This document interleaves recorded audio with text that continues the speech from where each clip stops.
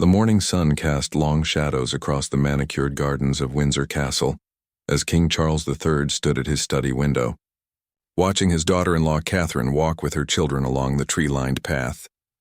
Something had shifted in the weeks following the coronation, something subtle yet profound that even the seasoned monarch couldn't quite put into words. Charles had always admired Catherine's grace and dedication to the royal family, but lately, he found himself paying closer attention to her quiet strength and unwavering commitment. Perhaps it was the way she handled the recent charity gala, stepping in seamlessly when protocol demanded last-minute changes, or how she naturally connected with people from all walks of life during their recent tour of northern England. The king's morning routine had become more deliberate in recent weeks.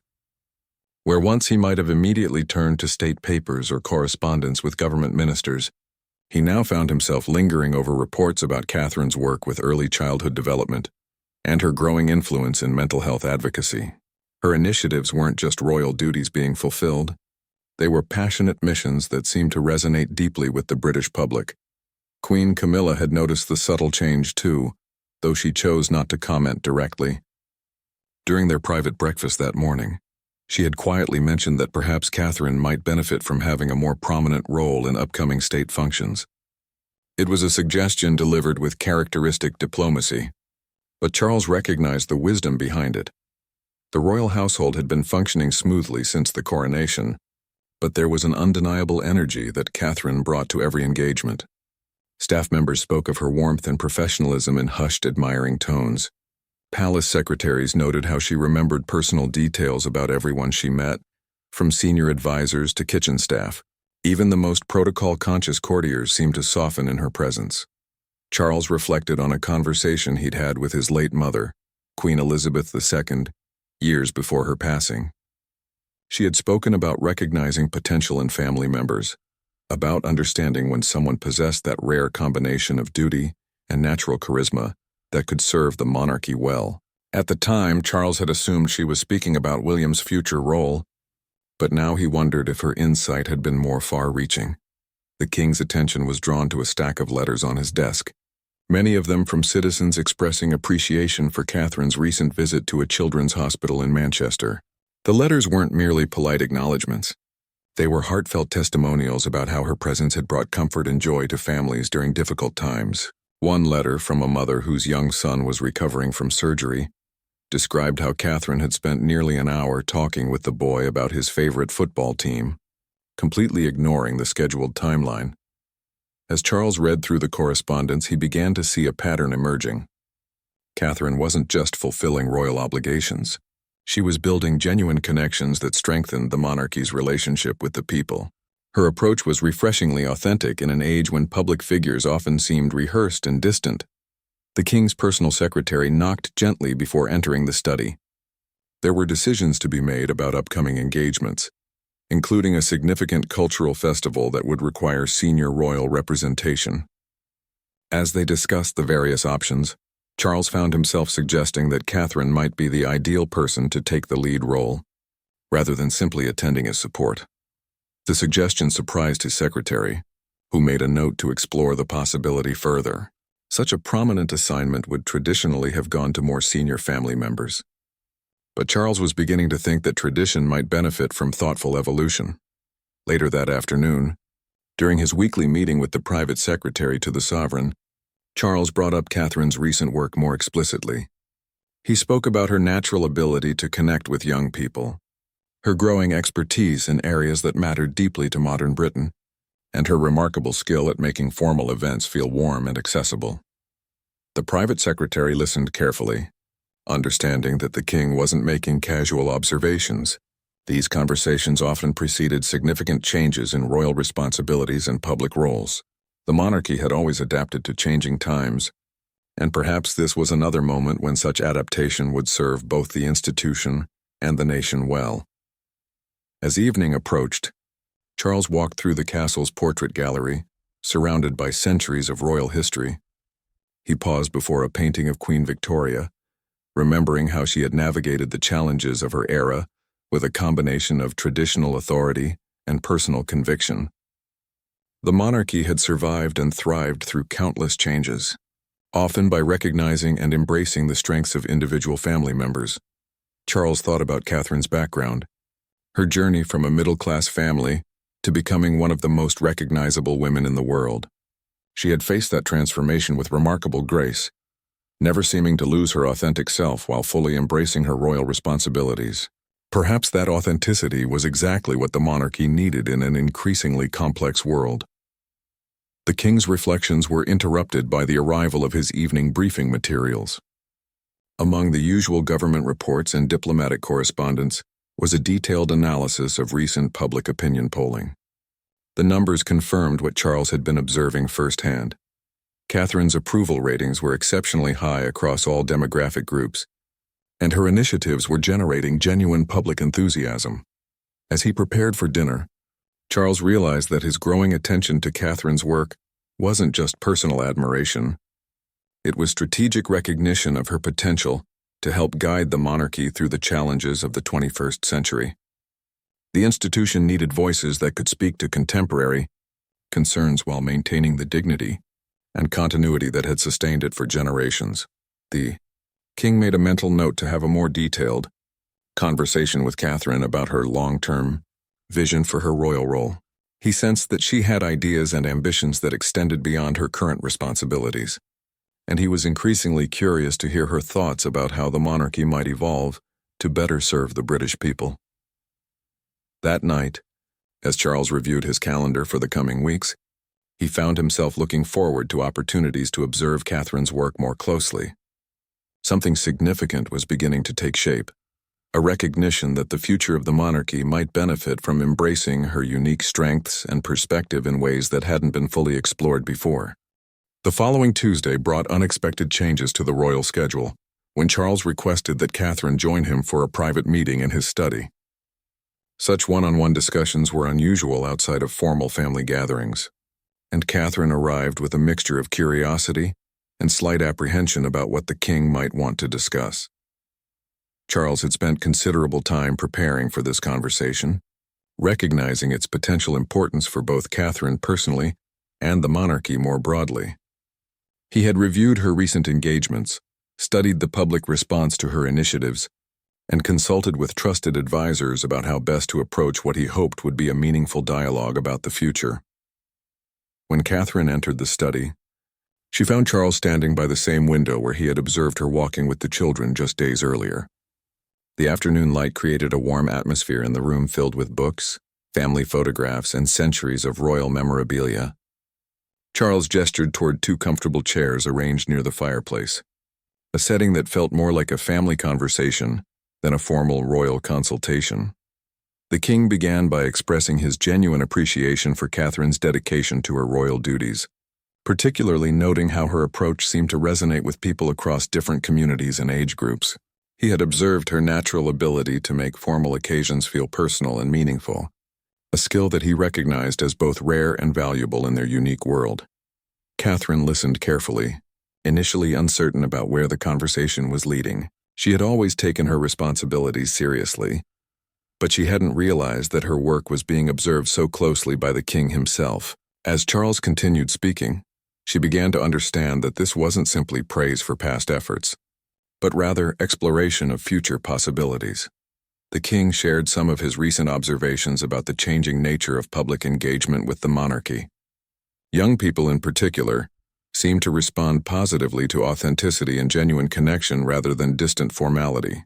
Catherine's background and natural communication style positioned her uniquely to bridge traditional royal dignity with contemporary accessibility. As their conversation developed, Charles asked Catherine about her own vision for her role within the royal family. He was genuinely curious about her long-term goals and how she saw herself contributing to the monarchy's mission in the coming years. This question surprised Catherine, who had grown accustomed to receiving guidance about her duties, rather than being asked about her own aspirations. Catherine spoke thoughtfully about her passion for early childhood development and mental health advocacy. She described her belief that the royal platform could be used more effectively to address societal challenges that affected families across Britain. Her ideas weren't just abstract concepts. She had clearly given considerable thought to specific initiatives and approaches that could make a real Difference. The king found himself impressed by the depth of Catherine's thinking and her clear understanding of how royal influence could be channeled toward meaningful social impact. She spoke about complex issues with both compassion and practical intelligence, demonstrating that her public persona was supported by genuine expertise and commitment. Their discussion naturally evolved into exploring how Catherine might take on additional responsibilities that would allow her to pursue these interests more extensively. Charles mentioned several upcoming opportunities that would traditionally have been assigned to other family members, but which might benefit from her particular strengths and perspective. Catherine expressed both enthusiasm and appropriate caution about expanding her role. She understood the significance of any changes in royal responsibilities and wanted to ensure that she could fulfill increased duties while maintaining her effectiveness as a mother and wife. The king appreciated her thoughtful approach, recognizing that her family commitments were an integral part of her public appeal. As their meeting continued, Charles shared some of his own experiences navigating the balance between personal conviction and royal obligation. He spoke about lessons learned during his years as heir apparent and the importance of finding authentic ways to serve the nation while respecting institutional traditions. The conversation revealed that both Charles and Catherine shared similar views about the monarchy's potential to address contemporary challenges while maintaining its historical significance. They discussed how royal engagement could evolve to be more responsive to current needs without losing the dignity and continuity that made the institution valuable. Catherine asked thoughtful questions about the practical aspects of expanded responsibilities, including how such changes might affect her existing commitments and her relationship with other family members. The king assured her that any evolution in her role would be carefully planned and implemented with full consideration for all family dynamics. Their discussion also touched on the public's expectations and how Catherine's increased prominence might be received both within Britain and internationally. Charles shared insights from his decades of experience with public attention, offering guidance about managing the additional scrutiny that would inevitably accompany a more prominent role. As the afternoon progressed, both participants found the conversation energizing and productive. Charles felt confirmed in his instinct that Catherine possessed the qualities needed for greater royal responsibility, while Catherine began to see new possibilities for using her position to advance causes she cared deeply about. The king concluded their meeting by suggesting that they continue these discussions over the coming weeks, allowing time for Catherine to consider the possibilities they had explored and for both of them to think through the practical implications of any changes. He emphasized that no decisions needed to be made immediately, but that he valued her input as they thought about the future direction of royal engagements. Catherine left the study with much to consider, but also with a new understanding of how the king viewed her potential contribution to the monarchy. The conversation had been both personally meaningful and professionally significant, opening doors to possibilities she hadn't previously imagined. That evening, Catherine found herself reviewing the day's discussion and beginning to envision how expanded responsibilities might allow her to make an even greater impact on the issues she cared about most. The future suddenly seemed filled with new potential for meaningful service. Queen Camilla noticed the subtle changes in the palace atmosphere before anyone else mentioned them directly. Her years of experience navigating royal protocol and family dynamics had given her an intuitive sense for shifts in attention and responsibility. During the week following Charles and Catherine's private meeting, she observed new patterns in her husband's daily routine and conversation topics. The Queen's morning walks through the palace gardens had become times for quiet reflection, particularly as she considered her own role within the evolving royal family structure.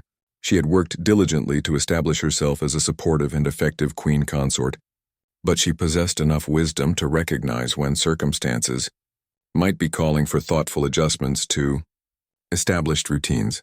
Camilla's relationship with Catherine had always been cordial and respectful, built on mutual understanding of the unique pressures they both faced as women who had married into the royal family. Both had experienced intense public scrutiny during their transitions into royal life, though their journeys had been quite different in timing and circumstances. During a private lunch in her sitting room, Camilla found herself reviewing recent press coverage and public response to various royal engagements. The enthusiasm surrounding Catherine's recent appearances was undeniable, and the Queen recognized that such genuine public connection was both rare and valuable for the monarchy's continued relevance. The Queen's Lady-in-Waiting mentioned during their weekly planning session that several organizations had specifically requested Catherine's involvement in upcoming events. These weren't merely polite invitations extended to any available royal. They were explicit requests based on Catherine's particular expertise and the positive response her presence generated.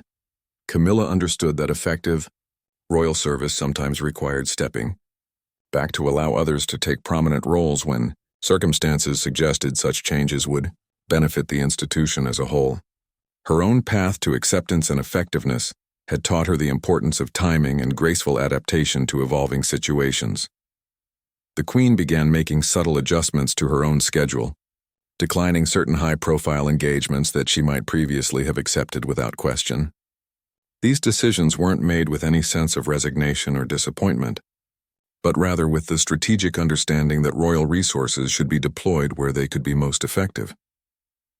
During a private conversation with her closest advisor, Camilla discussed her observations about Catherine's growing confidence and capability. She spoke about the younger woman's natural ability to connect with diverse audiences and her genuine passion for the causes she championed. The Queen's comments weren't driven by any sense of competition, but rather by recognition of exceptional talent. Camilla's decision to step back from certain prominent roles was influenced by her understanding of royal history and the ways successful monarchies had adapted to changing circumstances. She recalled reading about previous royal consorts who had navigated similar transitions with grace and wisdom, always keeping the institution's best interests at the forefront of their decisions. The Queen's weekly meeting with palace staff revealed new information about public response to recent royal engagements. The enthusiasm for Catherine's appearances was consistently high across different demographic groups, while feedback about events featuring other family members, while positive, didn't generate the same level of engagement. Camilla recognized that her own strengths lay in different areas than Catherine's. Her experience with literary advocacy and support for domestic violence charities had built important relationships and achieved meaningful results. However, she also understood that in the current cultural moment, Catherine's approach and focus areas might resonate more broadly with the British public. The Queen's conversations with Charles during their private evening time together revealed his growing excitement about Catherine's potential for expanded responsibilities. Camilla listened supportively as her husband shared his observations about Catherine's recent work and his thoughts about how her skills might be better utilized in service of the monarchy, rather than feeling displaced by Charles's enthusiasm for Catherine's abilities. Camilla found herself agreeing with his assessment. She had observed Catherine's development over the years and had come to appreciate both her dedication and her natural gifts for public engagement. The Queen understood that effective leadership sometimes required recognizing when others might be better positioned for certain roles. Camilla began exploring how she might redirect her own efforts toward areas where her particular experience and interests could have maximum impact. She considered focusing more intensively on her established charitable work and taking on advisory roles that would benefit from her years of experience navigating royal responsibilities. The Queen's private secretary noted during their planning meetings that Camilla seemed more selective about accepting new commitments, particularly those that would involve high-profile public appearances. This change wasn't driven by any desire to avoid responsibility, but rather by strategic thinking about how royal family members could best serve their different roles. During a chance encounter in the palace corridor, Camilla and Catherine had a brief but meaningful conversation about upcoming events and responsibilities. The Queen's manner was warm and encouraging, and she made several comments that suggested her support for Catherine taking on additional prominent roles. Camilla's decision to step back from certain aspects of public royal life wasn't a dramatic withdrawal, but rather a gradual and graceful adjustment that would allow other family members to shine more brightly. She understood that the monarchy's continued success depended on recognizing and utilizing the unique strengths of each family member.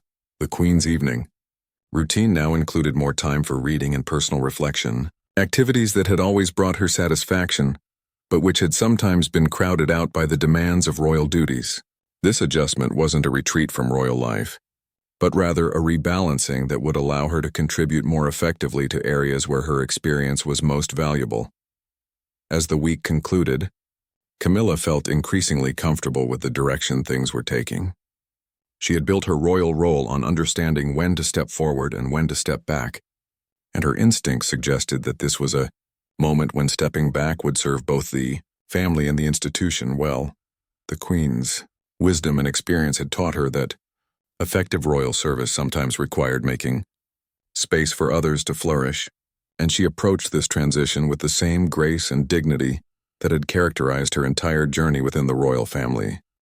The transformation in Catherine's royal responsibilities became more apparent during the planning meetings for the upcoming autumn schedule. Palace officials found themselves consulting with her more frequently about major engagements, seeking her input on everything from event logistics to guest lists for state functions. The change was gradual but unmistakable to those who worked closely with the royal family. Catherine approached these new responsibilities with characteristic thoroughness, spending extra hours each day reviewing briefing materials and background information about the organizations and causes she would be representing. Her private study became filled with research about British institutions, international relationships, and social issues that she hadn't previously needed to understand in such detail.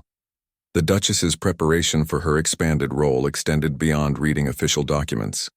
She began having regular conversations with experts in various fields, from economic policy to environmental science, building the knowledge base she would need to engage meaningfully with complex issues during public appearances and private meetings.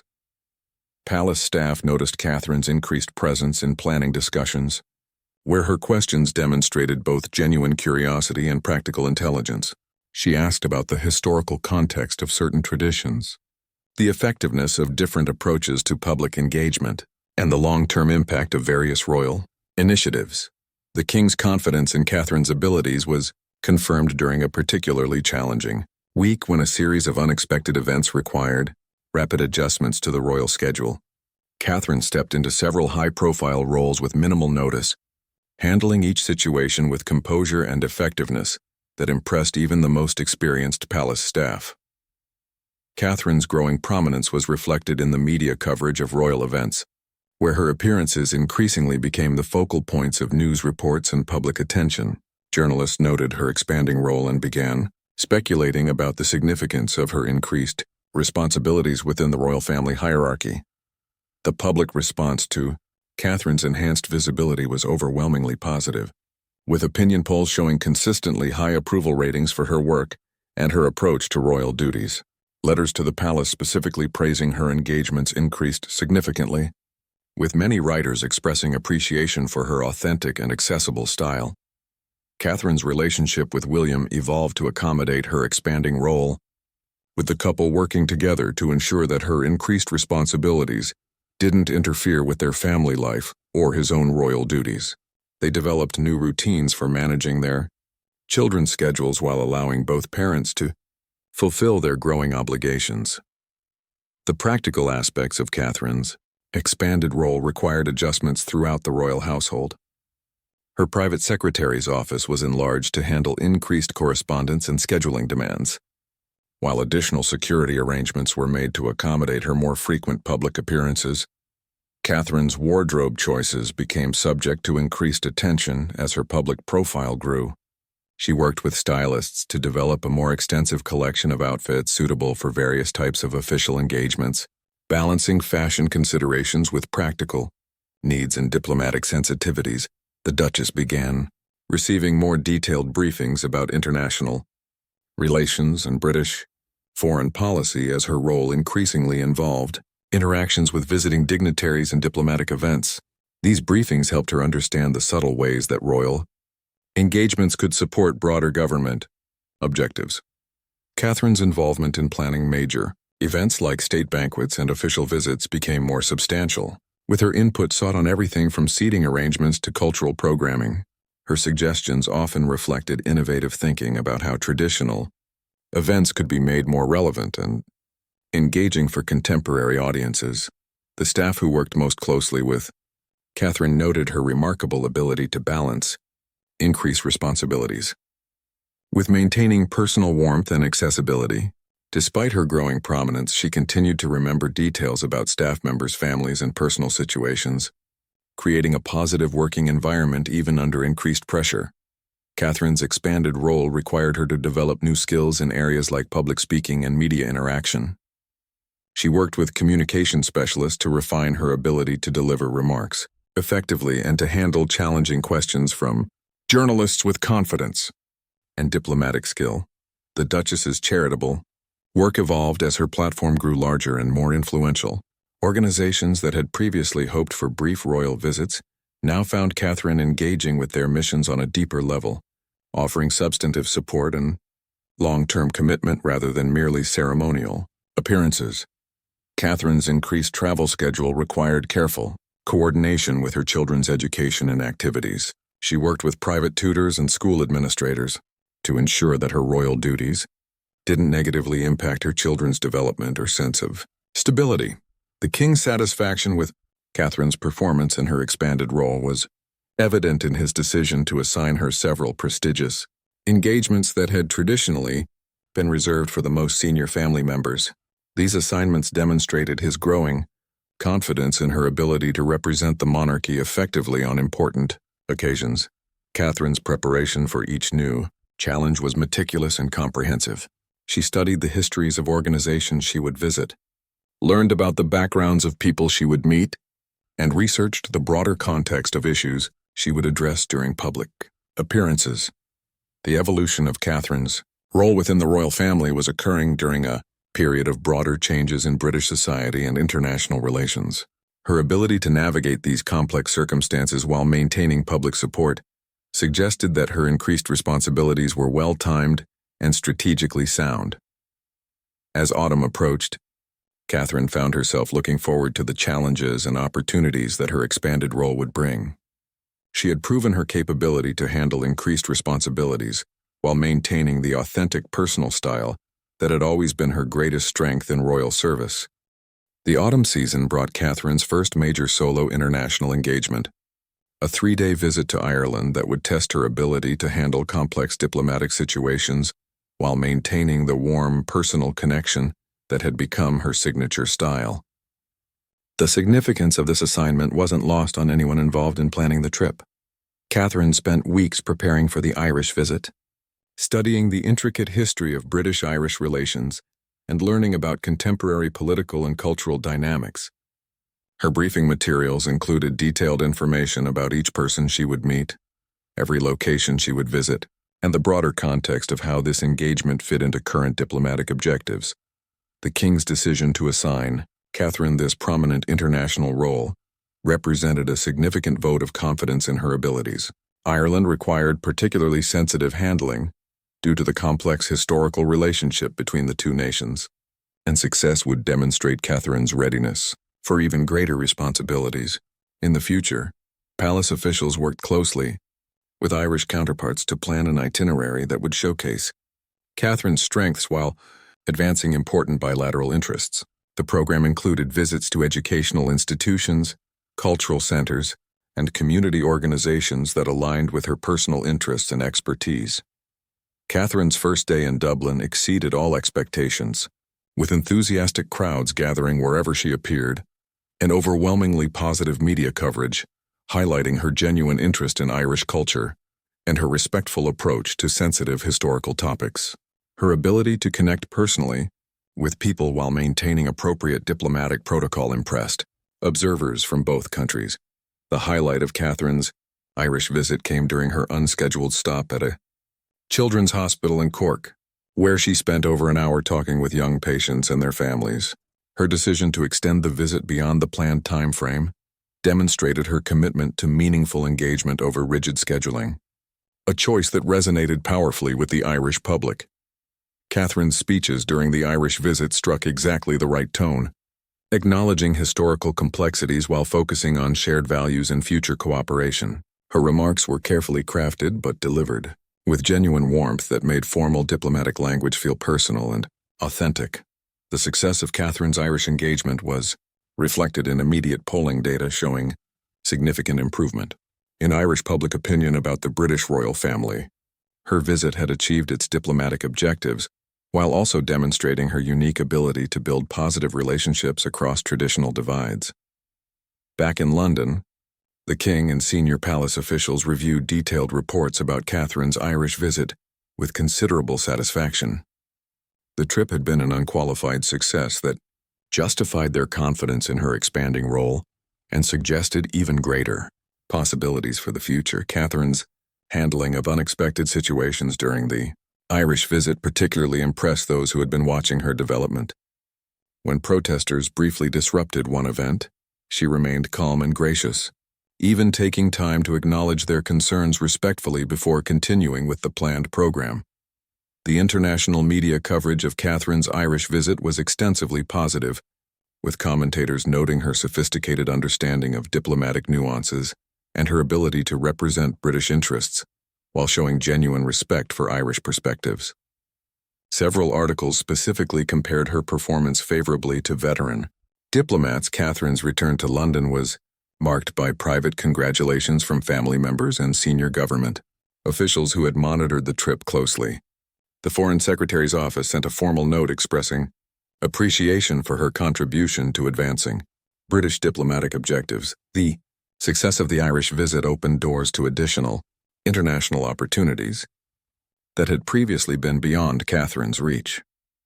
Palace planners began considering assignments that would have been unthinkable just months earlier, recognizing that she had proven her capability for the most challenging aspects of royal diplomacy. Catherine's confidence grew significantly following the Irish engagement, and staff noticed her increased willingness to offer suggestions about strategy and approach for upcoming events. Her input was welcomed by experienced palace officials who recognized that her instincts had been validated by recent successes. The king's weekly meetings with Catherine became more substantive and strategic, focusing on long-term planning and her role in upcoming major events. These conversations reflected Charles's growing reliance on her judgment and his recognition that she had become an invaluable asset to the monarchy's mission. Catherine's preparation process evolved following the Irish success, with her team developing more sophisticated approaches to research and planning that could be applied to future challenging assignments. The lessons learned during the Dublin visit became templates for handling complex diplomatic situations. The positive aftermath of Catherine's Irish engagement included several specific requests from other countries for her to visit, indicating international recognition of her effectiveness as a royal representative. These invitations suggested that her reputation was growing beyond British borders. Catherine's increased confidence was evident in her domestic engagements as well, where she began taking more initiative in shaping events and suggesting new approaches to traditional royal functions. Her ideas often reflected innovative thinking about how the monarchy could better serve contemporary needs. The Irish visit had demonstrated that Catherine possessed the combination of personal warmth, diplomatic skill, and cultural sensitivity needed for the most demanding aspects of royal service. This realization opened possibilities that extended far beyond what anyone had initially envisioned for her expanding role. As autumn progressed, Catherine found herself being consulted about major royal decisions that would affect the entire family. Her opinions carried increased weight in planning discussions, reflecting the respect she had earned through her proven performance under pressure. The success of the Irish engagement marked a turning point in Catherine's royal career, establishing her as someone capable of handling the most challenging and important assignments while maintaining the authentic, personal style that made her uniquely effective as a representative of the modern monarchy. The winter months brought unexpected challenges that would test Catherine's growing influence within the royal family. When a major constitutional crisis emerged requiring careful navigation and strong leadership, the situation involved complex negotiations between the government and parliament that could affect the monarchy's role in British democracy. Catherine found herself invited to participate in the most senior level discussions about how the royal family should respond to the developing political situation. Her inclusion in these traditionally exclusive meetings represented a significant recognition of her judgment and the value of her perspective on sensitive matters. The king's reliance on Catherine's counsel became more Apparent as the constitutional crisis developed, her ability to understand both the technical aspects of the situation and its potential impact on public opinion made her input particularly valuable during strategy sessions with constitutional experts and senior advisors. Catherine's preparation for her advisory role required intensive study of constitutional law and precedent, areas that hadn't been central to her previous royal education. She worked with legal scholars and historians to understand the complexities of the situation and the long-term implications of different possible responses. The media attention surrounding the constitutional crisis intensified public interest in how the royal family was handling the situation. Catherine's visible involvement in palace meetings and her calm demeanor during public appearances helped maintain public confidence. During a period of political uncertainty, Catherine's suggestions during crisis meetings often reflected her understanding of how different approaches might be perceived by various segments of the British public. Her insights about public opinion proved valuable in shaping the royal family's response to the developing situation. The Queen's continued graceful withdrawal from high-profile roles became more pronounced during the constitutional crisis, as she focused her attention on supporting the king privately, while allowing Catherine to take a more visible leadership role in public-facing aspects of the royal response. Catherine's diplomatic skills, proven during her successful Irish visit, became crucial as the constitutional crisis required delicate communications with government officials, parliamentary leaders, and representatives from the Commonwealth nations who were watching the situation closely. The king's confidence in Catherine's judgment was demonstrated when he assigned her to represent the royal family at several key meetings with government officials during the most intense period of the crisis. These assignments placed her at the center of historically significant constitutional discussions. Catherine's performance during the constitutional crisis impressed even the most traditionalist members of the royal household, who had initially been skeptical about her rapid rise to prominence. Her combination of careful preparation, sound judgment, and effective communication won over remaining doubters. The public's response to Catherine's leadership during the crisis was overwhelmingly positive, with polling data showing that her involvement actually increased public confidence in the royal family's ability to navigate the challenging situation effectively. Catherine's family life required significant adjustments during the intense period of the constitutional crisis. As the demands on her time increased substantially, William took on additional responsibilities for their children's daily routines, allowing Catherine to focus on her crucial advisory role. The international dimension of the constitutional crisis meant that Catherine's diplomatic experience became even more valuable, as foreign governments and royal families sought to understand the British situation and its potential implications for international relationships. Catherine's communication skills proved essential in crafting public statements about the royal family's position during the crisis. Her input helped ensure that official pronouncements struck the right tone while addressing public concerns without overstepping constitutional boundaries. The resolution of the constitutional crisis came through a carefully negotiated agreement that preserved both democratic principles and the monarchy's appropriate role within the British system.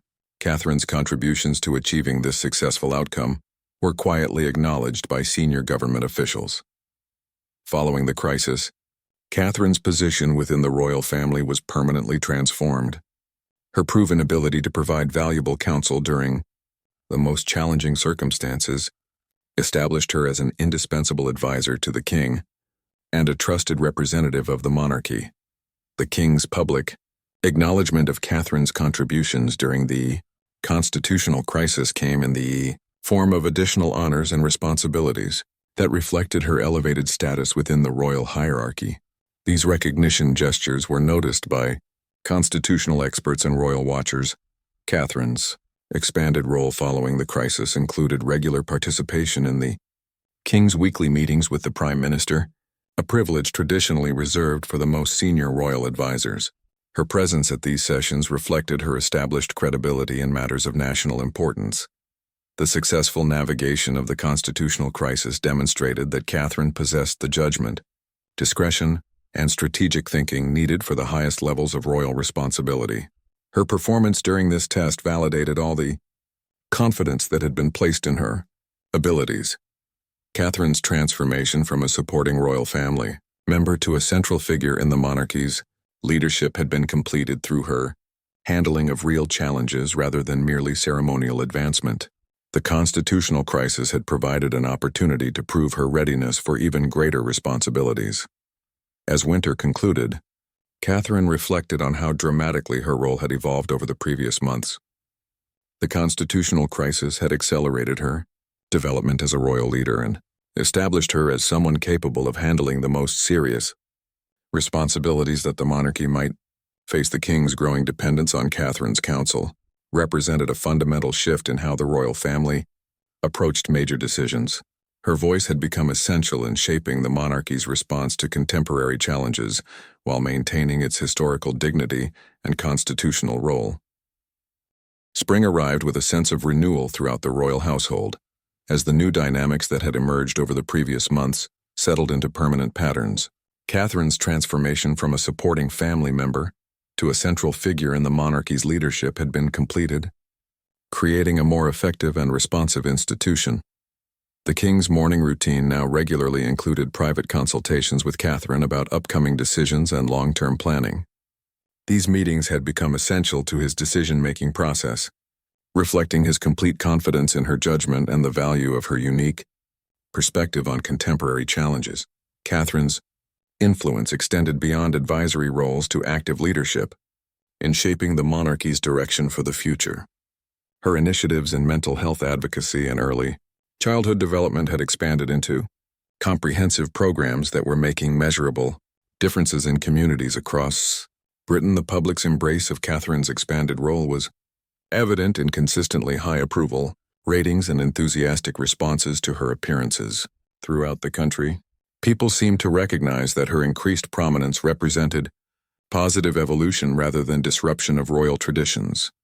Queen Camilla had found deep satisfaction in her graceful transition to a more supportive role, focusing her energies on areas where her experience and expertise could have maximum impact.